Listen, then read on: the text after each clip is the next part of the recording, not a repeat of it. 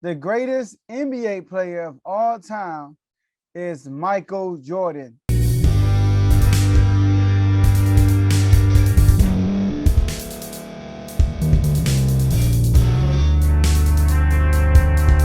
Welcome to Refuse to Lose. My name is Joe Jordan. I'm your host today.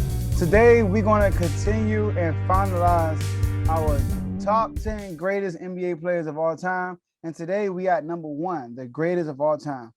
The greatest player, the greatest NBA player of all time is Michael Jordan. MJ, Michael Jeffrey Jordan, Jumpman, whatever you want to call it. He's the greatest player in NBA history. So I believe that there's no case otherwise that he's not the GOAT. The only player that I will accept that's the GOAT is Bill Russell because the 11 rings. That's it. If someone that's in their 70s tell me Bill Russell's the GOAT, he got the most rings, I'll be like, you got me. But anybody else, there's no case that proves that MJ is not the GOAT. So let's talk about it. Michael Jordan, 6 NBA championships, which is far as a star player, a GOAT caliber player that's tied for second most. You got Bill Russell, Kareem, and Jordan are tied at 6. But the difference between Kareem and Jordan is that Jordan has 6 NBA finals, 6 NBA finals MVPs, while Kareem only has 2. So Jordan was the best player in every single NBA finals that he played. Him and LeBron are the only 2 players in NBA history that has 4 or more championships with at least and one finals MVP on each championship. So also Jordan, in the midst of those 6 rings in the 90s, he completed 2 3-peats. There only been 4 3-peats in NBA history. Obviously, the extended one with the Boston Celtics, they won 8 in a row. And then you got Shaq and Kobe who won 3 in a row. And then Jordan and the Bulls won 3 in a row twice. That says a lot. That's domination. When you have Shaq is in my top 10 alone because of his 3-peat. And Jordan did it twice. All right. Jordan also 5 regular season MVPs, which is tied for second most. Kareem has 6 MVPs. Jordan has 5. But Kareem has an MVP when he didn't even make the playoffs. Jordan, all 5 MVPs, he was in the playoffs. All right. And he should have won more, but that's another topic. I have another video in my archives that talks about how many rings Michael Jordan should have won. I mean, how many MVPs he should have won. Jordan, 11-time All-NBA, 10-time first team All-NBA. 9-time All-Defense team, 9 times first team All-Defense, which is tied for the most with, I think, Garnett and Kobe. All right. He was a 10-time scoring champion, y'all. 10-time scoring champion. He had 10 straight in his last 10 4 seasons with the Chicago Bulls. Every time Michael Jordan is the only player in NBA history, if I'm not mistaken, that won the NBA championship while winning the scoring title.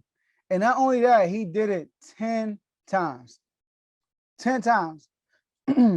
Sorry, not 10 times. I'm tripping. 6 times he won a ring. Every time he won an NBA championship, he led the league in scoring. He has a Defensive Player of the Year award. He is a 2-way player, right? Defensive player. To be the GOAT, you have to be great on both ends of the floor. He's a 2-way player, right? And he was the first one in NBA history to win Most Valuable Player and Defensive Player of the Year in the same season.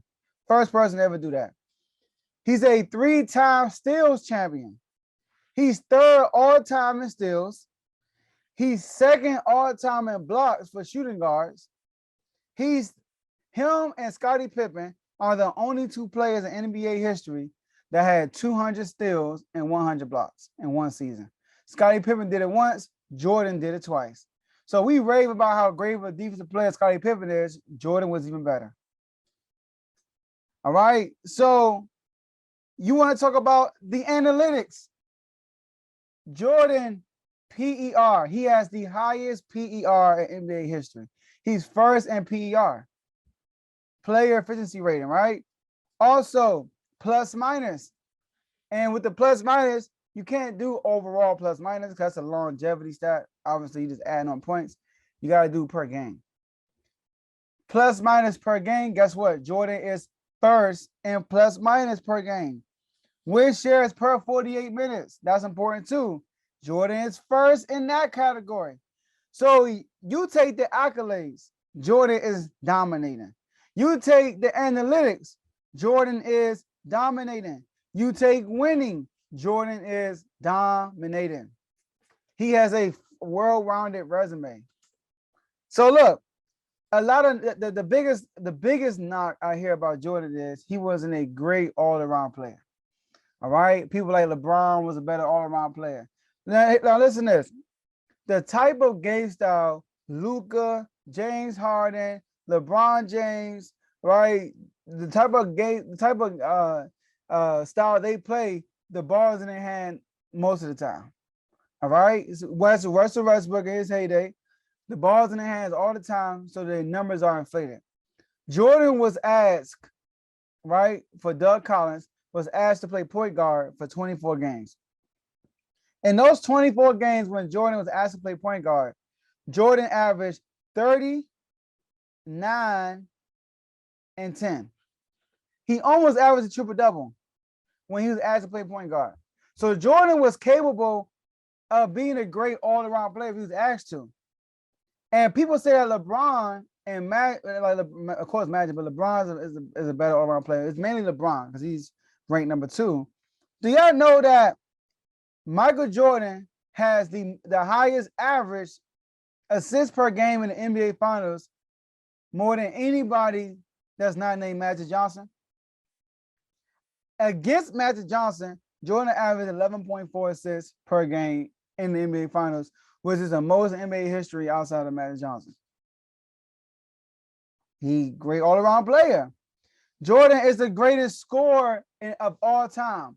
We say Wilt Chamberlain, but Wilt Chamberlain, Jordan averaged 30.1 points per game, which is higher than Wilt Chamberlain. It's the most in NBA history.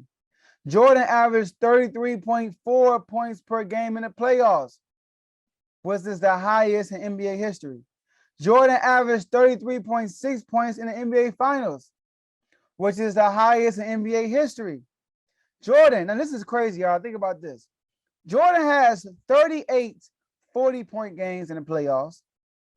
He has 8 games in the playoffs where he scored 50 or more. He never scored under 15 points in the playoffs. And he has only 6 games when he scored under 20 points. So he has more 50-point games than he had games less than 20 points per game, 20-point games in the playoffs. He also averaged 41 points per game in the NBA Finals in one series, which is the highest scoring average in the NBA Finals series in NBA history. Jordan has 1970 numbers in the 90s, 1960 numbers in the 90s. Jordan, another thing Jordan is a GOAT. He never had a bad series. Never had a bad series. We all know about Tragic Johnson. We all know about Bird in 1981 when he had 2 games. First of all, he had 15 points per game. That was his first NBA Finals. He had 15 points per game in the NBA Finals. He had 2 games when he scored 8 points, 1 game when he scored 12, and he wasn't even the Finals MVP. They still won despite Bird averaged 15 points per game. And he wasn't even the Finals MVP. Cedric Maxwell was. Tim Duncan was a role player in his last NBA Finals. Tony Parker and Kawhi Leonard averaged more points than him in that series. Kobe Bryant against the Pistons played terrible, averaged 22 points per game against the Detroit Pistons. They lost 4-1 when they were clearly the favorite going into that series. Wilt Chamberlain, he has 5 games in the NBA Finals when he scored under 10 points. And he has multiple games in the NBA Finals when he scored exactly 10 points.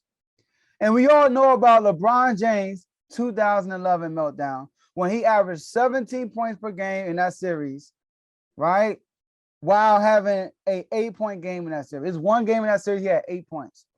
Jordan has never had a moment like that when you would look at it and said, Jordan didn't show up today. Jordan has a complete resume. This is how I'm going to end it right here, guys. Wilt Chamberlain. A lot of people say Wilt is a GOAT, right? Wilt dominated the stats. So did Jordan. But did Wilt dominate winning like Jordan? No, he did not. Bill Russell, people say he's a GOAT. He dominated winning more like Jordan or even more. But statistically, did he dominate like Jordan? No.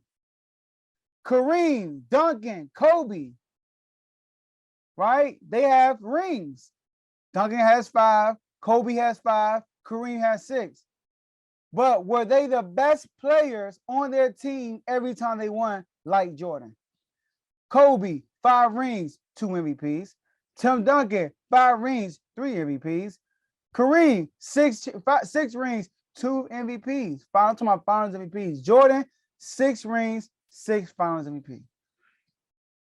And then Bird, Magic, and Bron were great offensively, but they were not great on both ends of the floor in the length of their career like Jordan has.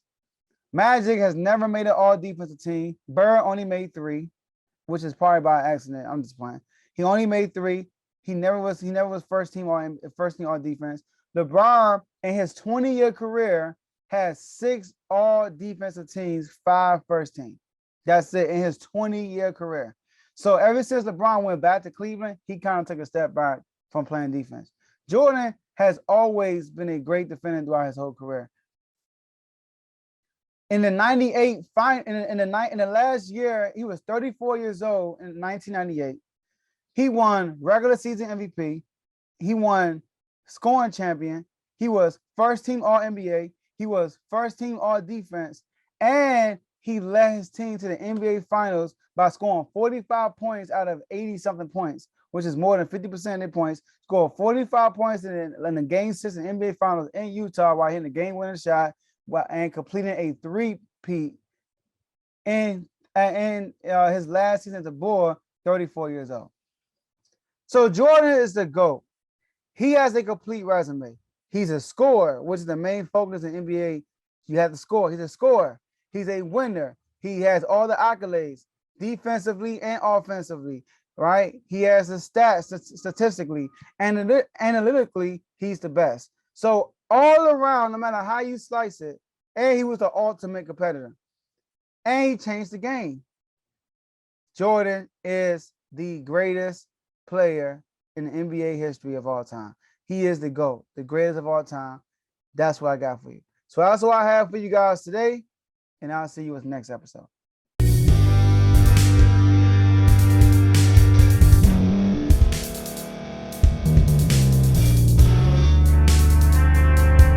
Thank you for staying to the end. If you're watching this on YouTube, please like this video, subscribe, and also hit that notification button so you can be notified next time we put out a video. If you're listening on any podcast platform, subscribe and hit that notification button, y'all, so you can be notified we put out another podcast audio.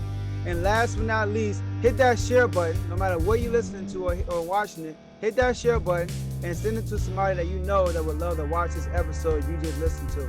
So once again, thank you for staying to the end, and we'll see y'all in the next episode.